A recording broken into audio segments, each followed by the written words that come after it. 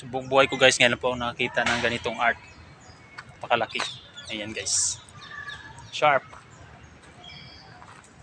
At gusto kong pasukin itong loob ngayon. Ngunit medyo kalumaan na guys. Kaya nakakatakot din pasukin. Yan.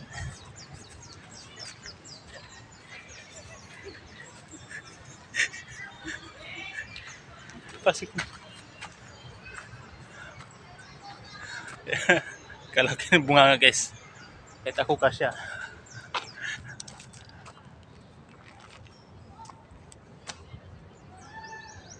Ikot ka.